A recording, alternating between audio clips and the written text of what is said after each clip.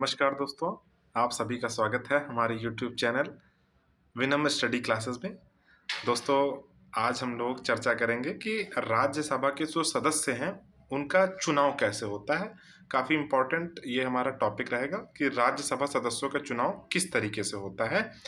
दोस्तों, हम लोग पहले इस टॉपिक की चर्चा करेंगे कि राज्यसभा सदस्यों का चुनाव किस तरीके से होता है, क्या प्रोसेस होता है। उसके बाद राज्यसभा के सदस्यों के चुनाव से संबंधित एक क्वेश्चन भी सॉल्व करेंगे, जो कि हमारे एग्जाम के लिए, किसी भी एग्जाम के लिए बहुत इंपॉर्टेंट होता है। और राज्यसभा के सदस्यों का चुनाव किस तरह से होता है, ये हमको जानना है।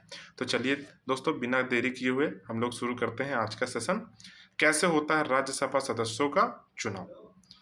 तो दोस्तों, पहला है हमारे पास राज्यसभा। राज्यसभा होती क्या है, पहले हम लोग उसके बारे में चर्चा करेंगे। तो जो राज्यसभा होती है दोस्तों, राज्यसभा राज्यों का सदन इसे कहा जाता है। और इसके जो सदस्य होते हैं, राज्यसभा के जो सदस्य होते हैं, वो अप्रत्यक्ष रूप से राज्य के लोगों का प्रतिनिधित्व करते हैं। इसका मतलब यह है कि राज्यों का जो सदन होता है उसको हम राज्यसभा कहते हैं। और जो राज्यसभा की जो चर्चा है वो हमारे अनुच्छेद यानी आर्टिकल 80 में से दिया गया है। आर्टिकल 80 में से जो है राज्यसभा का बारे में चर्चा की गई है। अगर हम बात करें दोस्तों, राज्यसभा में अधिकतम जो सीटों की संख्या है, तो अधिकतम जो सीटों की संख्या है वो 250 यानी 250 है, जिसमें से 12 जो सदस्य हैं वो मनोनीत किए जाते हैं राष्ट्रपति द्वारा, जबकि 238 सदस्य जो होते हैं वो निर्वाचित होते हैं।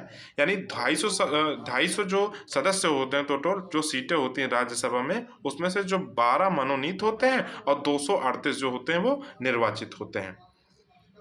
अगर हम सदस्यों के अहर्ता यानी क्वालिफिकेशन की अगर बात करें, जो राज्यसभा के जो सदस्य होते हैं उनकी अहर्ता यानी जो उनकी क्वालिफिकेशन होती है वो क्या होती है। तो बेसिकली राज्यसभा का सदस्य बनने के लिए सबसे पहली बात है वो है, पहले शर्त है भारत का नागरिक होना चाहिए। यानी किसी भी सदस्य को जो सदन का सदस्य बनना चाहता है उसको भारत का नागरिक होना आवश्यक है।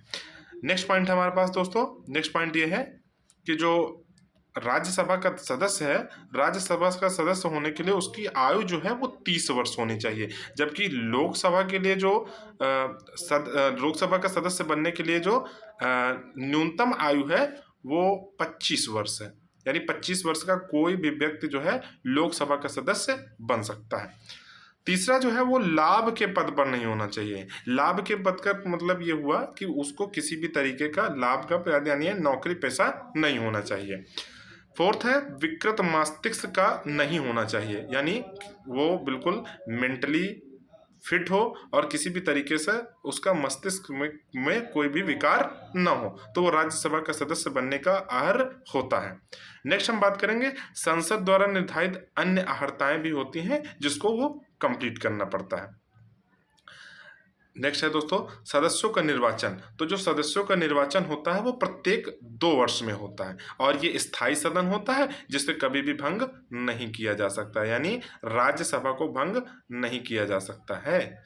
और जो इसके सदस्य होते हैं वो प्रत्येक 2 साल में से यानी 2 ईयर्स में वो क्या हो जाते हैं, रिटायर हो जाते हैं। इसका मतलब ये है कि राज्यसभा का जो चुनाव होता है वो प्रत्येक 2 वर्ष में होता है।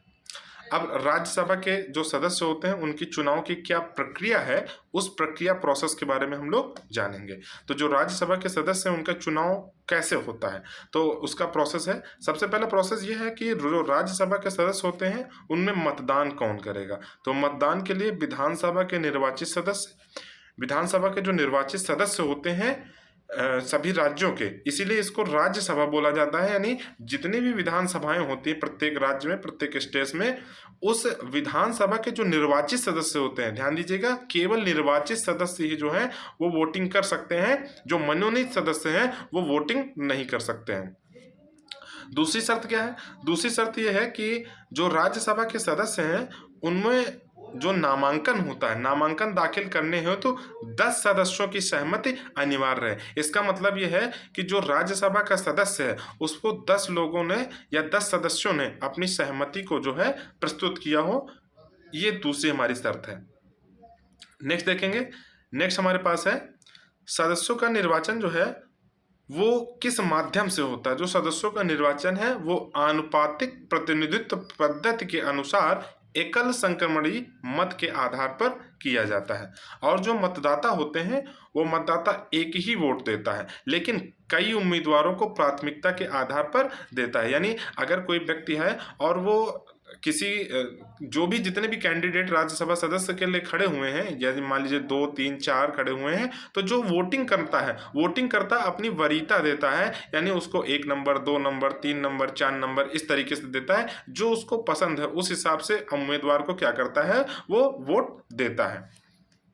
फिर अगर बात करें तो जीतने के लिए पहली वरीयता के वोटों की एक निर्दिष्ट संख्या की आवश्यकता होती है। यानी जो वोटों की पहली गिनती होती है उसमें वरीयता के लिए एक निर्दिष्ट संख्या की आवश्यकता होती है। नेक्स्ट क्या है, यदि पहले दौर की गणना में किसी उम्मीदवार को निर्दिष्ट संख्या प्राप्त नहीं है तो दूसरे दौर की जो है वोटों के मूल्य की गणना की जाती है। तो वोटों का जो मूल्य होता है वो निर्वाचित विधायकों की संख्या गुणे 100, यानी जीत के लिए जो कोटा चाहिए, किसी भी कैंडिडेट को राज्यसभा सदस्य के लिए जो जीत का कोटा चाहिए वो वोटों का मूल्य बटे सीट संख्या +1 और +1/100 इसके बराबर होना चाहिए। यानी अगर किसी भी सदस्य को राज्यसभा का सदस्य है तो इस कोटे को उसको पूरा करना है। नेक्स्ट देखेंगे राज्यसभा का महत्व क्या है, यानी हमारे लोकतंत्र में राज्यसभा किस तरीके से महत्वपूर्ण है। तो राज्यसभा का महत्व कैसा है, सबसे पहले बात करेंगे संघीय महत्व क्या है इसका। संघीय महत्व का मतलब है राज्यों का प्रतिनिधित्व करता है, यानी राज्यसभा जो है वो राज्यों का प्रतिनिधित्व करती है। दूसरा क्या है, संविधान संशोधन में बराबर की हिस्सेदारी होती है किसकी, राज्यसभा की। यानी अगर किसी भी तरीके का संविधान संशोधन होता है तो राज्यसभा भी जितना लोकसभा यानी हमारा जो लोअर हाउस है जितना वो रिस्पॉन्सिबल है, जितना उसका महत्वपूर्ण है, उतना ही राज्यसभा भी महत्वपूर्ण है। यानी अनुच्छेद 249 और 312, तो अनुच्छेद 249 और 312 भी इसके लिए इम्पोर्टेंट है। अब दोस्तों आप लोग कमेंट करके बताना है कि जो अनुच्छेद 249 है और जो अनुच्छेद 312 है वो किस लिए है और क्या राज्यसभा की इसमें क्या विशेष रिस्पॉन्सिबिलिटीज बन जाती है जो उसको विशेष बनाती है। नेक्स्ट बात करेंगे द्वितीय मंच की। द्वितीय मंच क्या है, द्वितीय मंच ये है कि लोकसभा के साथ साझेदारी एवं उसकी निरंकुशता पर अंकुश लगाती है। इसका मतलब ये है कि अगर लोकसभा किसी भी तरीके का कोई कार्य करती है, कोई नियम बनाती है, कोई किसी तरीके का कोई बदलाव लाती है, तो क्या करता है जो राज्यसभा होता है वो उसकी निरंकुशता पर एक तरीके का अंकुश लगाता है। नेक्स्ट दोस्तों, राज्यसभा का जो महत्व है वो वाद विवाद का उच्च स्तर यानी संसदीय संस्कृति का उच्च स्तर होता है। नेक्स्ट है राष्ट्रीय प्रतिभा को राष्ट्रीय विकास से जोड़ना, यानी राज्यसभा जो है वो राष्ट्रीय प्रतिभा को राष्ट्रीय विकास के साथ जोड़ती है। नेक्स्ट है त्रिशंकु लोकसभा की स्थिति और गठबंधन मंत्रिपरिषद के विकास में राज्यसभा की भूमिका स्थायी होती है, यानी राज्यसभा जो है वो स्थायी सदन है। अब दोस्तों हमारा लास्ट सेगमेंट में चलते हैं जो कि हमारा प्रश्न है और प्रश्न इसी से रिलेटेड है। क्या है प्रश्न, राज्यसभा का सदस्य निर्वाचित होने के लिए निम्नलिखित में से कौन सी अर्हता होनी चाहिए। तो दोस्तों आप लोग इसका जो है आंसर कमेंट में जरूर दीजिएगा। फर्स्ट हमारा ऑप्शन है वह भारत का नागरिक हो, बी ऑप्शन है 30 वर्ष की आयु पूर्ण कर चुका हो, सी ऑप्शन है किसी लाभ के पद पर न हो, डी ऑप्शन है उपयुक्त सभी। तो दोस्तों हमें आपके आंसर का जवाब रहेगा, तो दोस्तों कमेंट में आंसर जरूर से जरूर दीजिएगा। और आपको ये सेशन कैसा लगा लाइक शेयर सब्सक्राइब करिएगा और जो भी आपकी क्वेरी है या जो भी सुझाव है उसको जरूर शेयर करिएगा। थैंक यू दोस्तों, थैंक यू वेरी मच। जय हिंद।